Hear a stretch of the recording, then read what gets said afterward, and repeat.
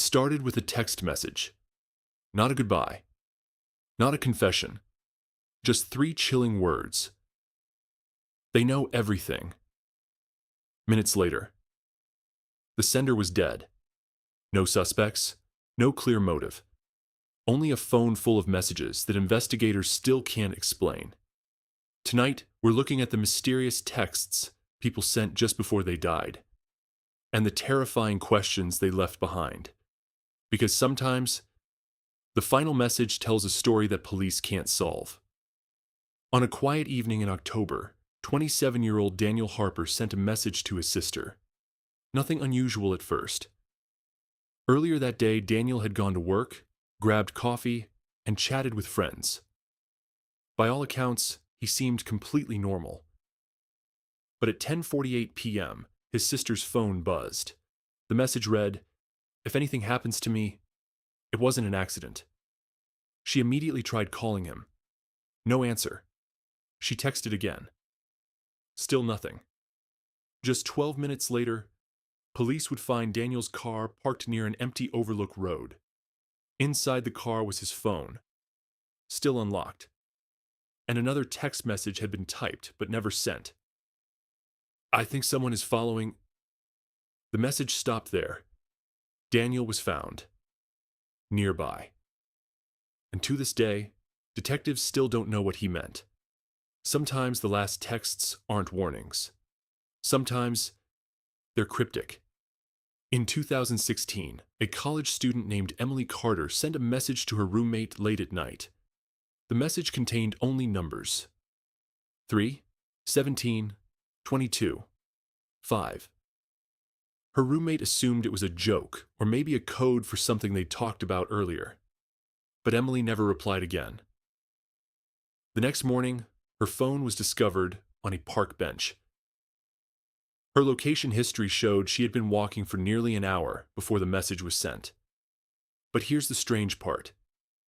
Security cameras showed Emily walking alone. No one near her. No one following her. Just Emily. Typing a message that investigators still can't decipher.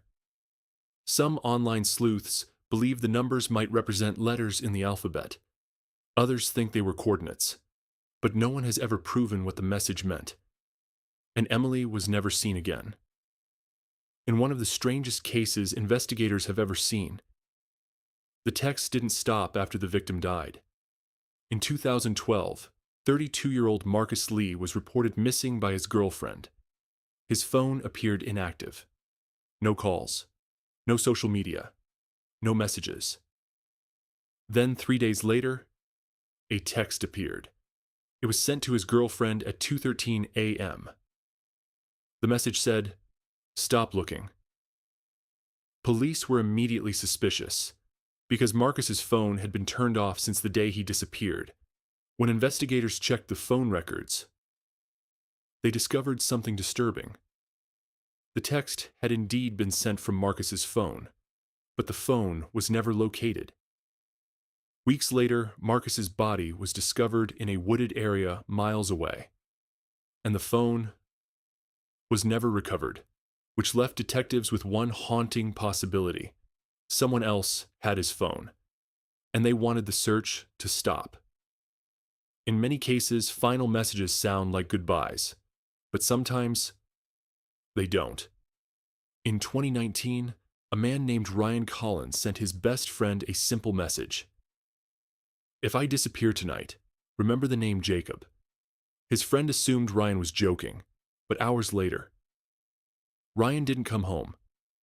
Police searched his apartment. No signs of a struggle. No forced entry. Just his phone sitting on the kitchen table.